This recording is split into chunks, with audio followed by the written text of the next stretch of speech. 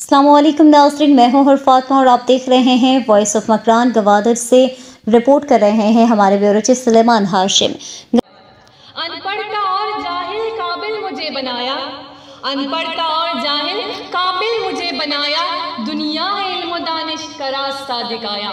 ए दोस्तों मिले तो बस एक पैगाम कहना, ए दोस्तों मिले तो बस एक पैगाम कहना, उस्ताद मोहतरम को मेरा। Gwadar girls government high school में आलमी यौम असातिज़ा के मौके पर मीर अब्दुल गफूर वेलफेयर ट्रस्ट की जानिब से एक बहुत बड़ी तकरीब का इनेकाद हुआ। मुकर्रिरीन ने कहा कि दुनिया के कई ममालिक में असातिज़ा का आलमी दिन या वर्ल्ड टीचर्स डे हर साल 5 अक्टूबर को मनाया जाता है।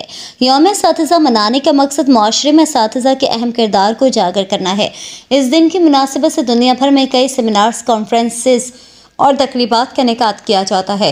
2009 में आलमी यौम असातिज़ा के हवाले से यह हदफ मुकर्रर किया गया है कि 2015 तक दुनिया भर में तालीम को आम करने की कोशिश की जा रही है। बुलंद मयार तालीम की फराहमी को यकीनी बनाया जाएगा।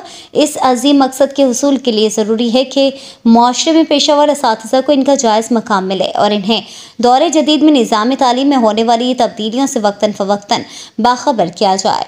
इस तकरीब में गवादर के मुख्तलिफ स्कूलों और कॉलेजों के तलबा तलबात और मुअज़्ज़िज़ीन शहर और गवादर के साबिक सूबे वज़ीर मीर हमल कलमती, मीर अब्दुल गफूर वेलफेयर ट्रस्ट के मीर अरशद कलमती, गवादर यूनिवर्सिटी के pro vice chancellor doctor Mansoor Ahmed, ADC Naveed Alam, education officer Zahid Hussain और दीगर मुकर्रिरीन ने खिताब किया और बेहतरीन असातिज़ा को अवार्ड से नवाजा गया। बच्चों ने रंग रंग प्रोग्राम पेश किए।